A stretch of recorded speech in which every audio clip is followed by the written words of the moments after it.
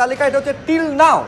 বিকাশ ভট্টাচার্যের দাবি অনুযায়ী এটা আগামী দিনে বাড়তেও পারে। ফলে শুধুমাত্র এই সংখ্যাটায় যে এই প্রায় 26,000-এর মধ্যে অবৈধ এই জায়গা, এটা বলার মতন জায়গায় এখনো পরিস্থিতি পৌঁছয়নি।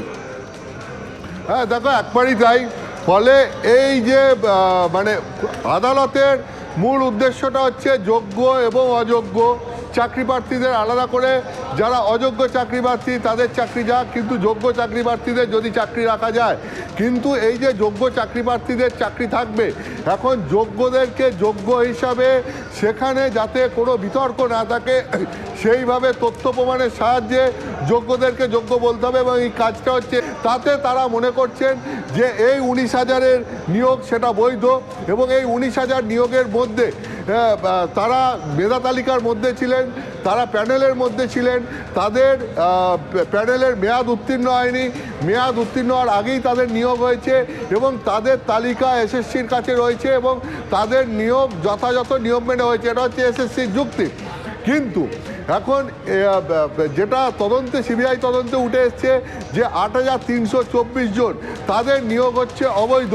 এবং এই 8,324 জনের নিয়োগ অবৈধ সিবিআই। ফলে প্রধান বিচারপতির প্রশ্ন, যেখানে 8,324 জনের নিয়োগ অবৈধ, সেখানে পুরো প্যানেল বাতিল করার যুক্তি কোথায়? তাতে বিকাশ ভট্টাচার্য, আইনজীবী বিকাশ ভট্টাচার্য, তিনি যেটা বলেছেন যে 8,324 জনের নাম এখন পর্যন্ত উঠে এসছে, তদন্ত চলছে এবং পুরো নিয়োগ প্রক্রিয়াটাই অস্বচ্ছ। ফলে এই যে 8,324 জন ছাড়া বাকি কারোর নিয়োগ অবৈধভাবে হয়নি সেটা বলার সময় এখনো আসেনি। এখন এই নিয়ে সওয়াল জবাব চলছে।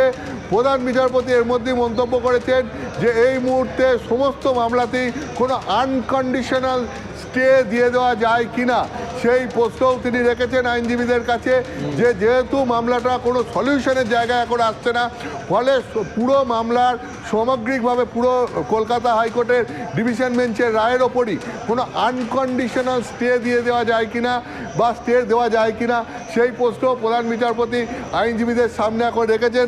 ফলে এই সওয়াল জবাব একদম শেষ মুহূর্তে চলছে। এরপর আজকে সুপ্রিম কোর্টের প্রধান বিচারপতির বেঞ্চ কী সিদ্ধান্ত নেয় সেটা জানার জন্য আমাদের আর খানিকক্ষণ অপেক্ষা করতে হবে। একেবারে আমাদের সেদিকে নজরও থাকবে।